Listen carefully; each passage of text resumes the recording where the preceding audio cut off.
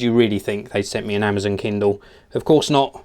There was a Google Nexus 7 in the box. This is it. It looks really nice actually, and I've run through the initial setup and now I want to give you a quick look around the device. So we've got a 7-inch backlit IPS display on the front, 1280 by 800 resolution. That's the equivalent of 216 pixels per inch, and it's got Corning Gorilla Glass on the front as well. And up the top here we have got a 1.2 megapixel front facing camera. There's no rear facing camera, just the front facing one, which sort of makes sense because you're not going to really take photos with the tablet. Of all the time I've had my iPad with the rear facing camera, never really taken a photo apart from for demonstration purposes. Now it weighs in at 340 grams, feels really nice in the hand, and you can get away with holding this single-handed, so really comfortable to hold. Let's have a look at the physical parts on the device as well. On this side here we have got a volume rocker and that sleep wake button. Not sure about the position of the sleep wake, but still they've put that there for a reason. We've got a little pinhole mic on this corner, nothing on this side, and then across the bottom we got 3.5mm audio jack, micro USB charging socket. We've got the speaker here as well, and a little plastic sticker with some serial number details on, and then the Nexus branding up the top here. And this is sort of a rubberized finish on the back. Really like that. It's nice and grippy. It almost feels soft. It obviously isn't. It's a hard back, but it's just got this soft touch feel to it, so I'm liking that a lot. And then round back to the front, this is obviously running Google Android version 4.1, also known as Jelly Bean, which is absolutely superb. This is my first experience of Jelly Bean. Have we got notification at the top? Yes, we have. And we've also got folders, and it's giving us some guide actually as we go through this. It's telling us about new features, which is really cool. We've got some pre-installed apps in the dock here.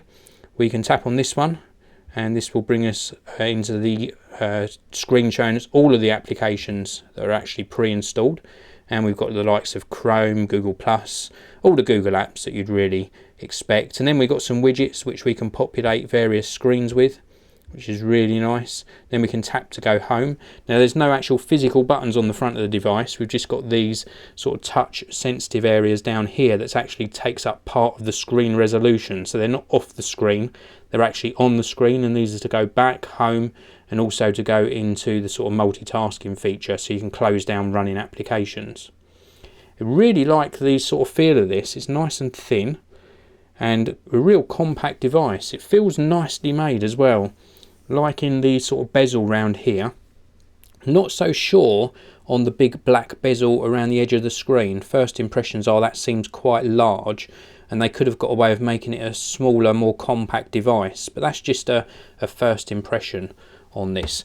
Let me just swipe between screens as well, and it's very smooth. Liking that a lot. Now with your purchase you do get a £15 voucher to spend in the Google Play Store, and the 8GB one of this comes in at £159, and this is the 16GB version, and this comes in at £199 plus your shipping if you're ordering it direct from Google.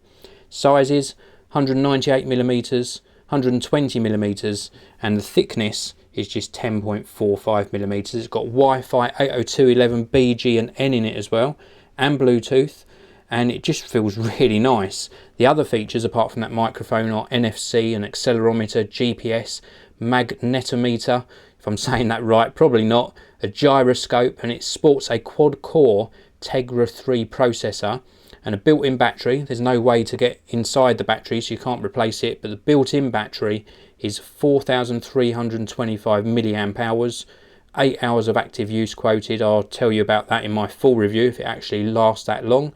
And apart from the 16GB of internal storage, you've got 1GB of RAM. No memory card slots, you can't add any sort of memory card slots. And something else I just noticed here is some sort of conductive charging area and possibly another microphone on the side here. So I'm assuming that might be a microphone. There's definitely one up here, and we've got another little pinhole down here as well. So it looks really nice. They've done a really good job on the hardware. Really looking forward to giving this a good test and bringing you some of the results. Thank you very much for watching. This has been Dave from Geekanoids with my unboxing and first look of the Google Nexus 7. please do hit that like button, please do subscribe, and I'll see you all in the next video.